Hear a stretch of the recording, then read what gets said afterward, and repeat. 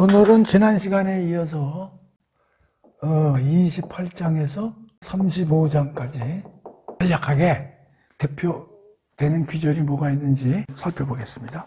지난 시간에 13장에서 27장까지 했단 말이야.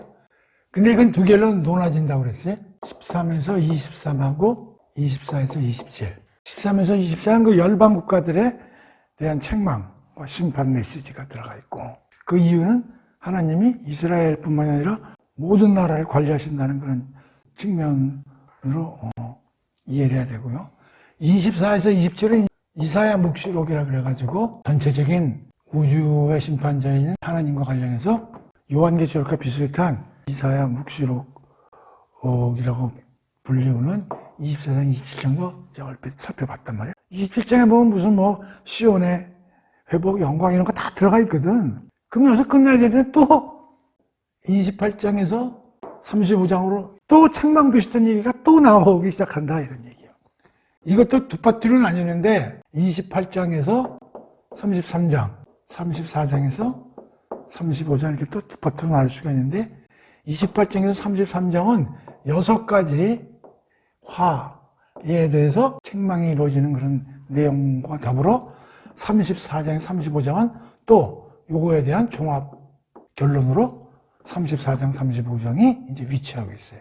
그래서 34장, 35장은 24장, 27장하고 비슷한 개념이고 28장, 33장은 13장, 23장하고 비슷하게 유사하게 배열이 되어 있다 이렇게 생각하시면 편해요. 그래서 요것은 요거와 비슷하지만 두 장밖에 안 되죠. 그래서 요거는 소묵시록이다 요렇게 이제 불린단 말이에요. 그래서 요걸 요렇게 구분할 수 있다. 지금부터는 28장하고 33장에 대해서 살펴보는데 이건 이제 6가지 화에 대해서 지적이 있고 책망이 이루어지는 그런 내용으로 되어 있어요. 근데 대개 이거는 대상이 누구냐면 주로 왕하고 주로 통치자 1장에서 12장까지는 주로 일반 백성들 위주로 책망이 이루어지고 지적이 이루어졌는데 이건 주로 이제 왕이나 통치자들을 대상으로 또 6가지 이제 화가 펼쳐지는데 그거 한번 보겠습니다. 우선 6가지 화니까 이제 6가지가 나오겠죠. 1번은 28장 1절하고 14절을 읽어보면은 술 취한 자들의 도성이요 에브라임의 교만한 멸관이 너 사마리아여 하고 쭉 이제 얘기가 나오죠. 너에게 재앙이 임할 것이다. 에브라임의 수도 사마리아는 술독에 빠져 비틀거리는 도성이 되었구나. 기름진 평원을 바라보며 높은 언덕 위에 우뚝 서 있는 사마리아는 너희의 왕관과도 같은 영화로운 도성이었구만. 이제는 시들어 떨어지는 풀처럼 무너져 내릴 것이다. 일종의 심판이죠. 아마 에브라임 사마리아 지역에 이제 대한 책망인 것 같아요. 14절에 보면 이런 말이 있어요. 그러므로 예루살렘에서 이 백성을 다스리는 자들아, 이 다스리는 자들에게 통치자들이겠지, 왕을 비롯해서 주님의 말씀을 비웃고 조롱하는 자들아, 주께서 하시는 말씀을 똑똑히 들으라 하면서 책망이 나와. 그러니까 이건 뭐에 대한 책망이냐면 교만과 하나님을 조롱하라 이런 문제에 대해서 지적한 거죠. 그래서 이게 첫 번째 화고요. 두 번째는 29장 13절에 보면은 주께서 말씀하신다. 이 백성이 입으로는 나를 가까이 하고 입술로는 나를 공경하지만 그들의 마음은 내게서 멀리 떠나 있다. 나를 섬기는 그들의 예배는 옛적부터 사람들이 의뢰해오던 관습대로 그냥 그대로 따라서 행할 뿐이다. 그러니까 여기서는 주로 예배와 제사 이런 문제에 대해서 책망을 하고 있어요. 주로 혼합신앙이죠.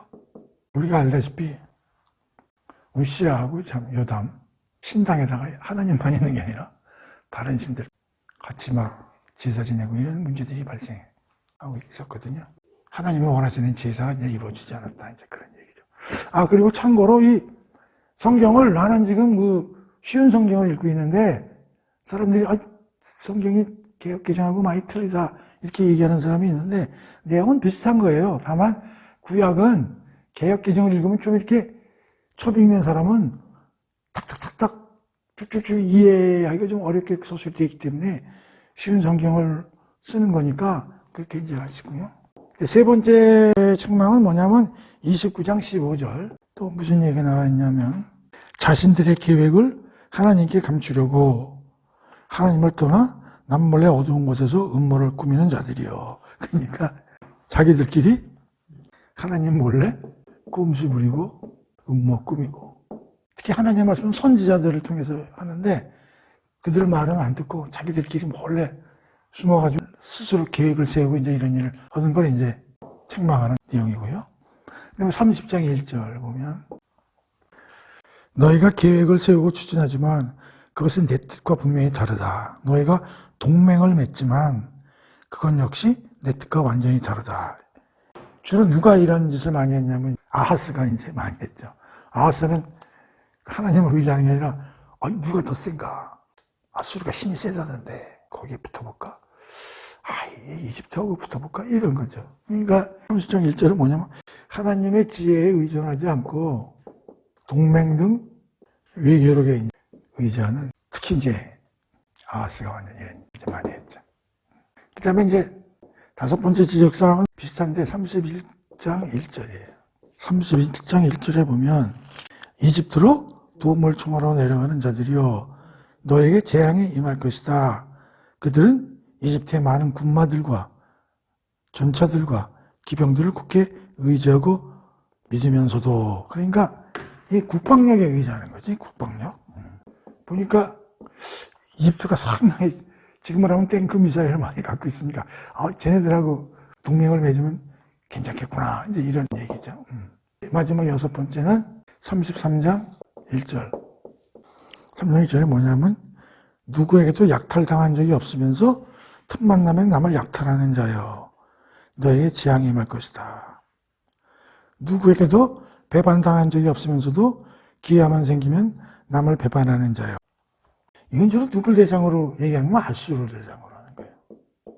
하나님의 아수르를 이제 북이스라엘, 시리아, 또 남유다 전부 이제 가서 괴롭히라고 이제 하나님이 아수르를 쓰셨는데, 아수르는 모르지, 그 하나님이 쓰셨는지 안 쓰셨는지는 모르지만 자기들 그냥 눈으로 가서 이제 했는데, 하나님이 원하시는 회초리를 가지고서 써야 되는데 얘들이 그냥 방맹이를 가지고 가서 친 거야. 그래가지고 그게 이제 이렇게 이제 표시한 거예요. 그러니까 니들이 왜 이렇게 막독하게 짓누르냐, 약탈하느냐, 이제 이런 얘기죠.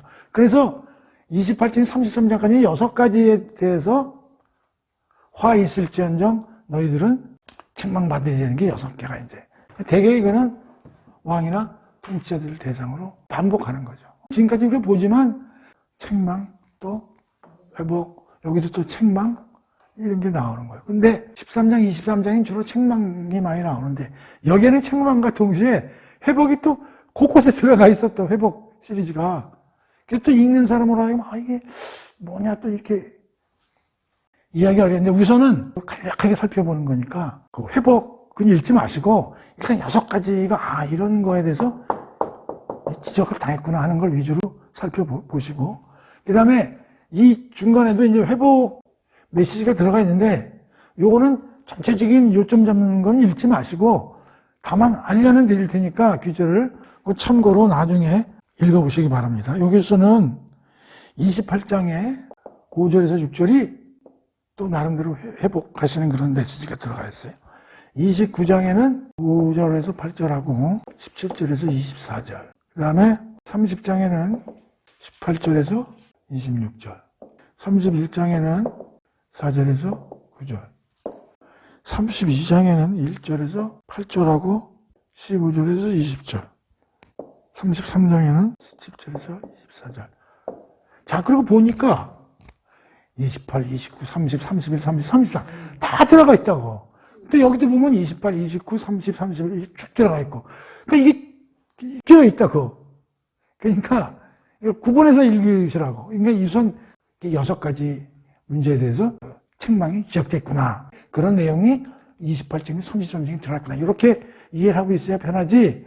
이것들이 섞어놓으면 또 어려워지니까 이건 나중에 참고로 하시고. 자, 그래서 28장에서 33장까지는 이렇게 6가지 화에 대해서 서술이 있다는 거는 이제 참고로 알아놓으시고요. 지금은 맥잡기이기 때문에. 자, 그러면 이제 34장하고 35장이에요. 이건 결국은 28장에서 33장까지의 종합 결론이라고 볼 수가 있어요. 우리는 소묵시록이다. 그러니까 요거는 24, 27장과 유사 소묵시록이다. 그럼 여기서도 뭘 알아보려 하면은, 자, 대표 규제 두 개만 뽑아보겠습니다. 34장 8절, 35장 4절. 자, 종합 결론적으로 34장 8절에 무슨 얘기가 나와 있냐. 보라, 그날은 주께서 마침내 원수들에게 복수하시는 진노 날. 그 다음에 시온의 호소를 들으시고 시온을 위해 원수들을 모조리 섬멸시키는 심판의 해. 언제가? 나와있죠. 그날. 그날은 24장에서 무슨 얘기했어요? 최후 심판적인 내용이 들어가 있다고 그랬잖아요. 여기도 기본적인 뭐야? 복수, 진노, 심판의 그날 되면 하나님 말 안 듣고 남은 자들 괴롭힌 사람들은 철저히 보복하겠다, 복수하시겠다, 그런 얘기죠. 그 다음에 35장 4절 보세요. 두려워하며 겁에 질려있는 떠는 사람들에게 두려워 말라. 하나님을 바라보라. 하나님께서 너희 원수를 심판하시고 친히 오셔서 보복하시고 너희에게 뭐야? 구원을 주신다. 마지막 날에는 너희들 괴롭힌 사람 다 내가 손본다. 그 너희들은 내가 구원해가지고 시온의 영광을 되찾아주고 평화의 나라, 왕국을 내가 만들어줄게. 눈물이 없는 그 얘기거든. 그러니까 이게 묵시적인 성격을 갖고 있다. 그래서 24장, 27장도 심판 다음에 회복과 영광의 메시지가 쫙 보여주듯이 34장, 35장에서도 심판의 얘기를 쫙 메시지를 주면서 그 다음에 항상 뭔 얘기를 하세요? 회복, 구원 얘기로 끝을 맺는다. 그러니까 이사야서 전반적으로 심판과 회복에 계속 메시지다. 결국은 심판에 있지 않고 강조점은 회복에 있다. 그걸 이제 알 수가 있죠. 다 비슷비슷해요, 이 구조가. 특히 중요한 것은 이 35장은 굉장히 멋진 내용과 시적 표현으로 가득 찼다. 그야말로 종말에 이루어지는 그림을 멋지게 표현한 장이다. 그래가지고 이 35장은 굉장히 멋있는 문장들로 많이 되기 때문에 특히 35장 4절이 핵심 구절이지만 한번 볼까요? 우선 간략하게 한번 보면 35장 1절에 광야와 메마른 땅이 기뻐하고 사막에 활짝 핀 백합꽃처럼 즐거워할 것이다. 참 얼마나 광야, 메마른 땅, 사막 이런 자연 환경을 빗대어가지고 이렇게 얘기를 하는 거예요. 사막의 땅에서는 각종 꽃들이 만발하고 거친 광야에서도 크게 기뻐하며 환호성을 지을 것이다. 그토록 메말랐던 땅에서는 레바논의 산림처럼 갈멜 동산과 샤롯 병원처럼 아름다워질 것이다. 이런 아주 시적인 표현들이 굉장히 많이 나오고 있어요. 그리고 5절 같은 데 보면 그날에는 눈먼 사람들이 눈이 열리고 듣지 못하는 사람들이 귀가 뻥 뚫려 뚜렷이 들을 것이다.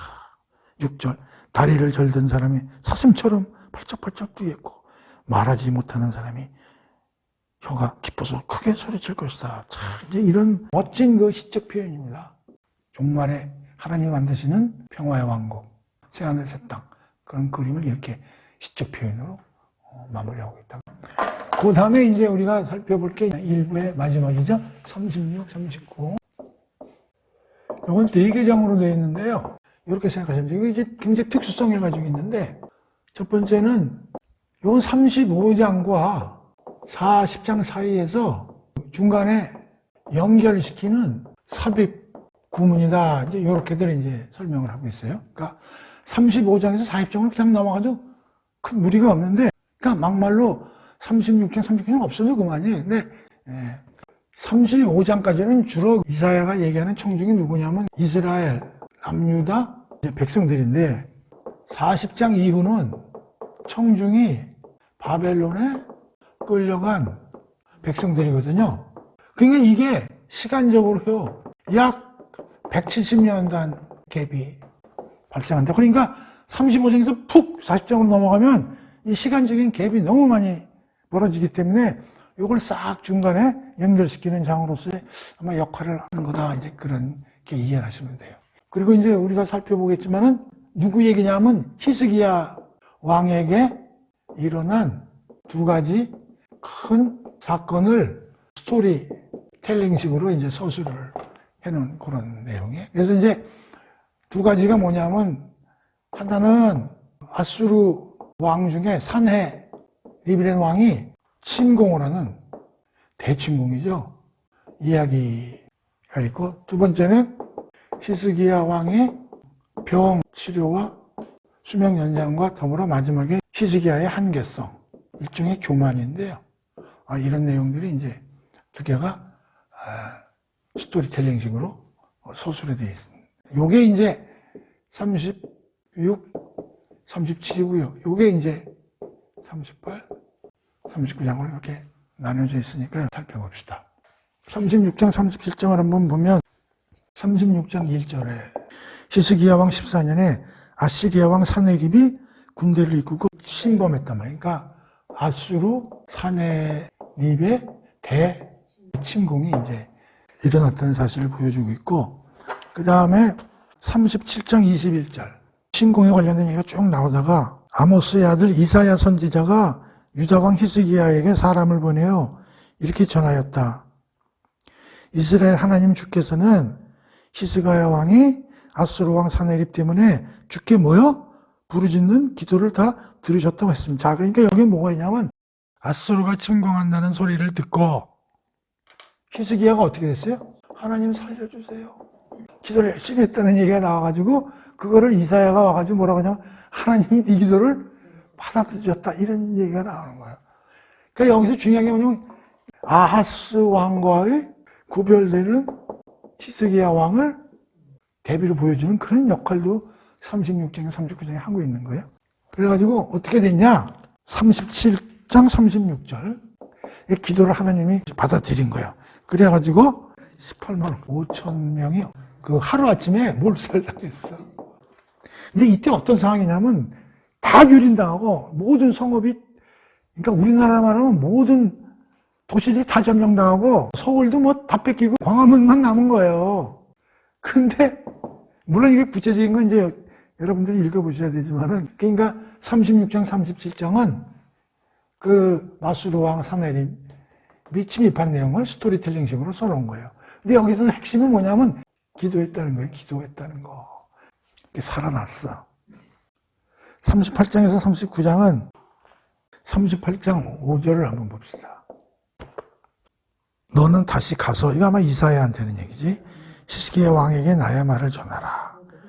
왕에게 전하기를 네 조상인 다윗의 하나님인 나 주가 말한다.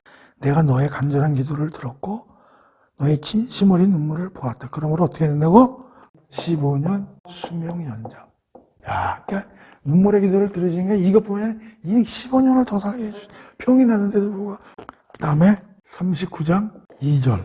39장 2절에 보면, 그러고 나서 히스기야 왕은 바벨론의 사절단을 반가에 맞아 들였고 그들에게 궁중의 보물 안에 있는 금과 은은 물론 모든 향료와 값비싼 기름과 전쟁 무기 등 자기의 창고에 있는 모든 것을 자랑스럽게 보여주었다. 궁궐과 나라 안에 있는 온갖 귀한 것들을 하나도 빠짐없이 다 구경시켜 주었다. 자, 그러니까 뭐냐면 이제 병도 낫고 건강도 좋아진 거야. 그러니까 근심 걱정이 없는 거야. 아수르도 물러가고. 그러니까 바벨론이 사절단까지 보냈으니 얼마나 기분이 좋겠어. 이제 여기서 슬슬 자기도 모르게 교만과 이제 좀 자랑도 하고 싶은 거야. 남의 나라 사절단이 왔으니까. 그래가지고 오지랖을 이렇게 딱 보여준 거야. 그래서 어떤 일이 벌어지느냐. 39장 6절하고 7절을 봅시다. 하나님께서 말씀하시기를 보라. 내 궁궐 안에 있는 모든 것들과 내 소망들이 지금껏 쌓아놓은 궁중의 모든 보물들이 바벨론 땅으로 다 옮겨가고 하나도 남지 않은 날이 틀림없이 오게 될 것이다 라고 하셨습니다. 주께서 또 왕에게 말씀하시기를 너에게서 태어날 너의 아들들 중 몇 명은 사로잡혀 바벨론 땅에 포로로 끌려갈 것이고 그들은 바벨론 왕궁에서 내시가 될 것이다. 자, 그러니까 완전히 이건 뭐예요? 망하고 포로로 끌려갈 것을 예언했죠. 다시 말하면은 아까도 얘기했지만 40장에서는 누구가 청중의 대상이냐면 바벨론 끌려간 사람들이잖아요. 근데 요 얘기가 없으면요, 끌려가는 내용이 없잖아요. 무슨 말인지 알죠? 그러니까 이게 35장에서 40장으로 넘어가는 하나의 중간에 역할을 한다, 이런 얘기예요. 그래서 36장과 39장은 이렇게 히스기야에 대한 두 가지 큰 사건에 대해서 스토리텔링식으로 쓰고 있다. 이것은 하나의 삽입구문적인 성격을 가지고 있다. 오케이? 그리고 아하스 왕과 구별되는 히스기야 왕을 보여주는 그런 그림이기도 하다. 그래서 36장과 39장까지. 그래서 이제 일단 1장에서 39장까지 지난번 시간하고 지금 시간을 통해서 전체적인 구성이 어떻게 돼 있고 그 프레임이 어떻게 구성되는가를 이제 이렇게 구성되어 있으니까 다 읽지 마시고 거기 관련된 규절만 이렇게 눈여겨보시면서 전체 프레임을 만드시라, 그런 얘기예요. 오케이? 네. 자, 그러면 이제 지금부터는 두 번째 대본류 달력인 40장에서 이제 55장, 40장에서 66장까지 중에 한 달락인 40장에서 55장까지를 이제 해야 되는데, 이에 앞서서 몇 가지 중요한 주제에 대한 고찰을 이제 해보자는 얘기예요. 그게 뭐냐면, 첫 번째는 우리가 1장에서 39장까지 쭉 공부하면서 조금 더 우리가 고민을 해서 좀 공부를 해봐야 될 게, 남은 자들 얘기가 많이 나오고, 시온 얘기 많이 나오고, 그렇죠? 그 다음에 이제 심판과 회복 얘기가 많이 나오는데, 이 심판에 대해서, 하나님은 심판이 심판으로 끝나는 분이 아니라고 그랬단 말이에요. 그래서 내가 정리를 했어. 하나님의 심판은 정결과 정화와 연결되며 이를 통해 자기 갱신, 회개, 미래의 회복과 구원으로 경한다. 그러니까 하나님의 심판은 결국은 뭘 하기 위해서 하시는 거냐면 형벌을 주기 위해서 하시는 게 아니라 깨끗하게 하기 위해서 하시는 거라고. 그러니까 지난번에도 내가 얘기를 했지만 무화과 건물을 부시는 이유는 구청에서 와서 부시는 거는 부시는 데 목적이 있지만 집주인 입장에서는 왜 부시냐면 새로운 건물을 짓기 위해서 부시는 거잖아요. 그러니까 부시는 데 목적이 있는 건 형벌이고 새로운 건물을 짓기 위해서 부시는 거는 정화와 정결, 깨끗해져야 짓는 거예요. 그러니까 하나님의 심판은 형벌로서의 심판이라는 게보다는 깨끗하게 하기 위해서 하시는 거라고 그렇게 이해를 해요. 하나님의 심판은 더러운 걸 이렇게 청소하시려고 하시는구나. 그리고 거기다가 새로운 미래 회복과 구원의 새 집을 짓기 위해서 심판을 하시는구나라는 사실을 명확히 인식을 해야 된다, 이런 얘기예요. 오케이? 근데 또 중요한 거는 끝까지 자기 갱신과 회개를 안 하는 사람은 어떻게 돼? 그 형벌이 되는 거야, 그거는. 어쩔 수가 없이.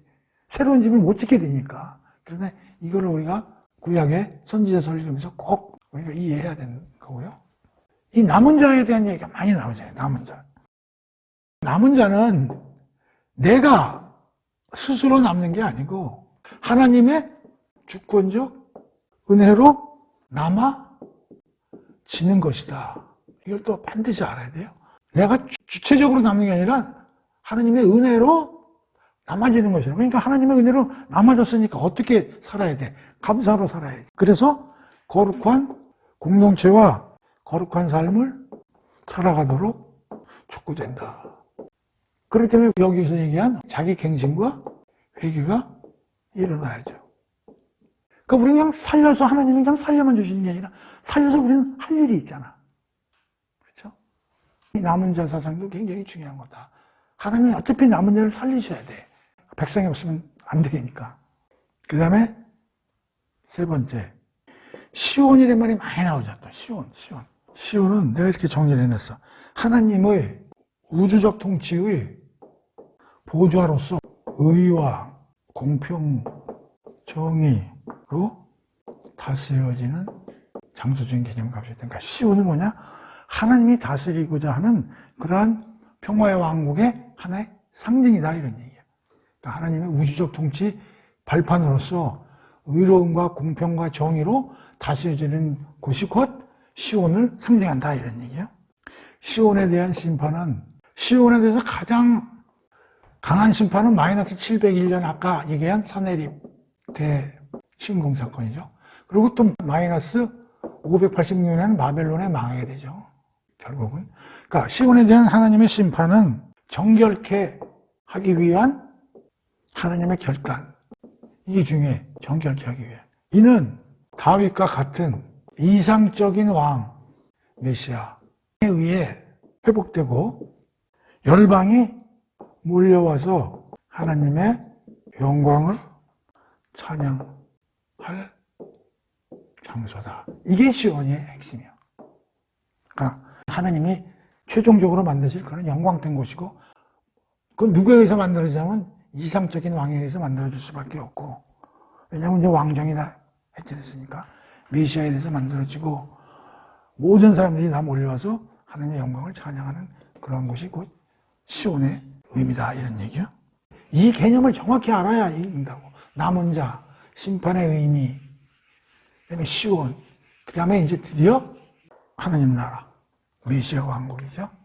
메시아에 의해 대리 통치되며 과도기에는 다윗과 같은 메시아에 의해 대리 통치되고, 종말에는 다윗의 후손으로 오실 그 메시아, 이거 예수죠.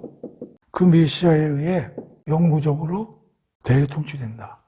새하늘, 새 땅의 중심에는 일찍 죽으신 어린 양의 보좌가 위치하고 있다. 결국 완성될 하나님의 나라는 하나님 아버지와 어린 양 그리스도에 의하여 다스려지는 양도 체제가 될 것이다.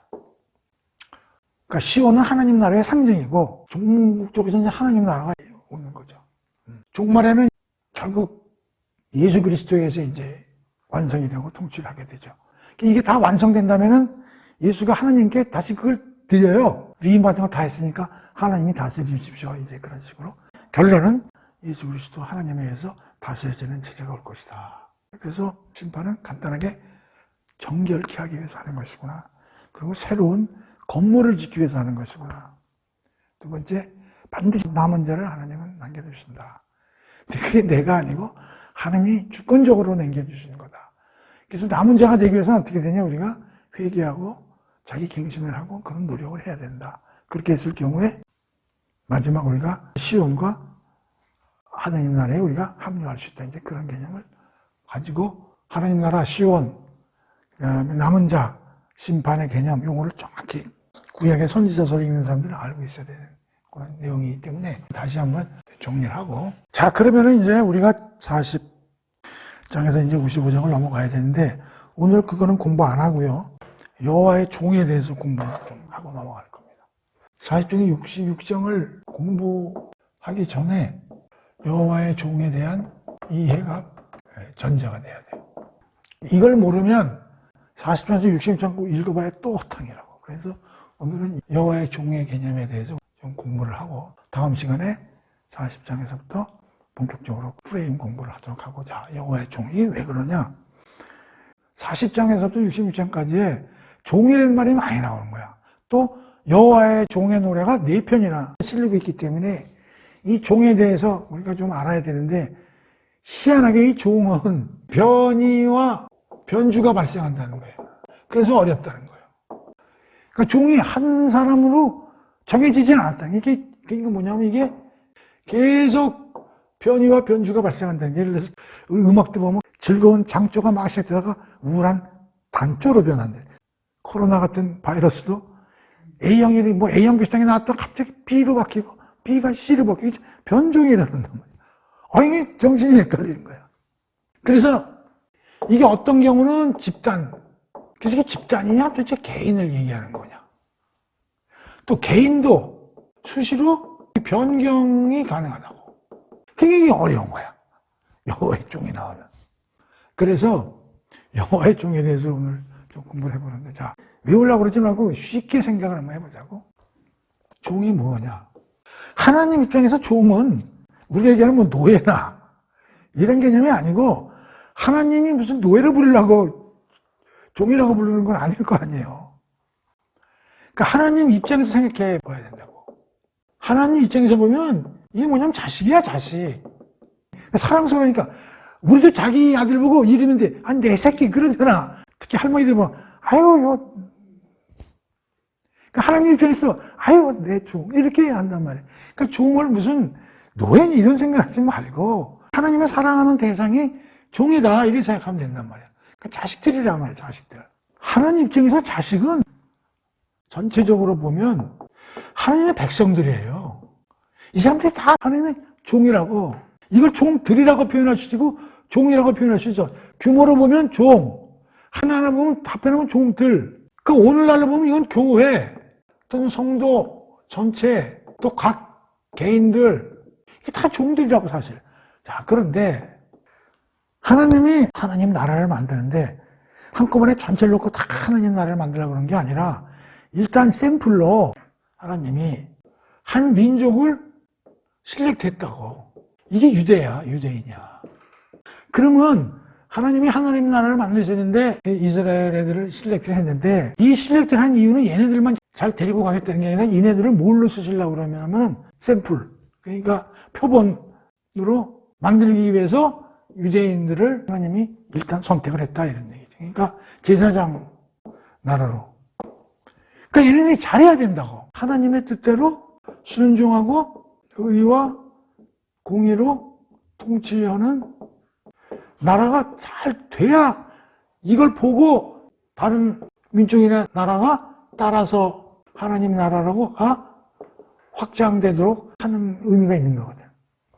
그러니까 하나님의 종으로서 역할을 제일 잘해야 되는 게 이스라엘 백성이라고. 얘네들이 첫 번째요. 그러니까 이스라엘 백성들이 하나님의 종으로서 잘해야 된다고.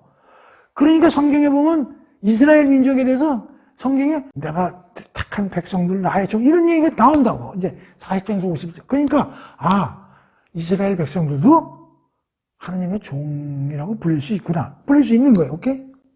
그러니까 여호와의 종에 이스라엘 백성이 들어갈 수 있는 거예요. 이거는 개인일 수도 있고 집단일 수도 있는 거고요. 백성들 하나하나로 보면 개인이고 합하면은 집단적이고. 자, 그런데 얘네들이 잘 안 돌아가. 그래서 우리가 구약 그 10개 시대로 구분을 해서 봤지만은 그 이스라엘 백성이 첫 번째 종들의 대상으로 이제 들어갈 수 있는 거고. 그러니까 이제 사사 시대에는 사사를 보내고 또 누구를 보내고 제사장이나 이런 사람들을 리더로 뽑았단 말이에요. 그러니까 이들이 누구를 잘 관리를 해야 돼. 백성. 이들이 잘 되면 이스라엘 백성이 잘 되니까.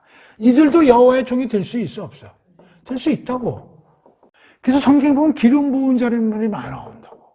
이 기름 부은 자들에는 선지자다, 제사장도 들어간단 말이에요. 왕만 들어가는 게 아니라. 자, 그 다음에 왕정 시대가 됐어. 이때 왕은 뭐냐면 어떻게 보면 하나님의 대리 통치자란 말이에요. 얘를 통해서 이스라엘 백성을 다스리니까 얘네들이 잘해야 되거든. 그러니까 얘네들이 여호와의 종이 될 수 있다고. 이스라엘 백성, 사사들, 그 다음에 왕. 이 왕 시대에는 그래서 대표가 다윗이란 말이에요. 이 다윗 같은 왕을 하나님이 계속 원하시는 거야. 누굴 통해서? 선지자를 통해서. 그러면 어떻게 되냐면 다윗 같은 왕을 여호와의 종으로 얘기를 할 수도 있는 거라고.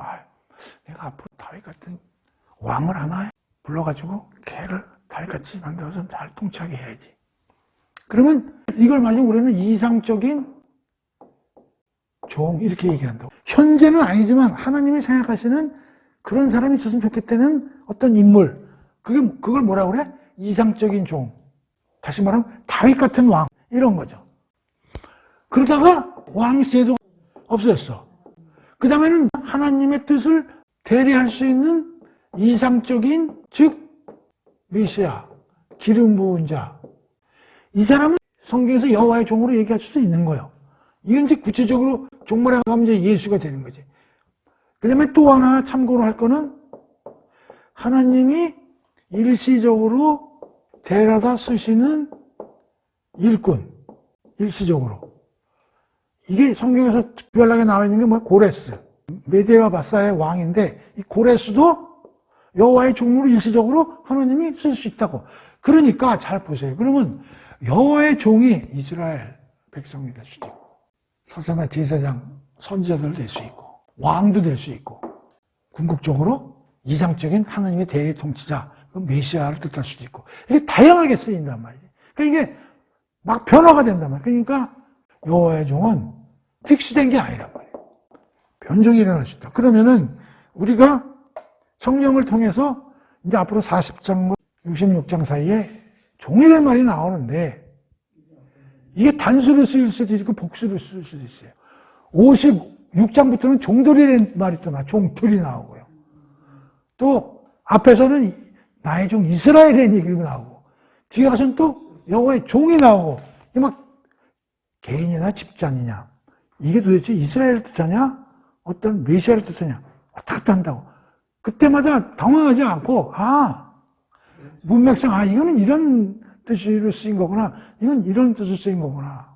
예를 들면은 나의 종 이스라엘이라 그럴 때, 하나님은 니를 뽑았을 때는 니들이 하나님의 종로로 잘하고 자식으로서 열심히 살라고 그걸 아니야? 그런 뜻에서 쓰인 거고.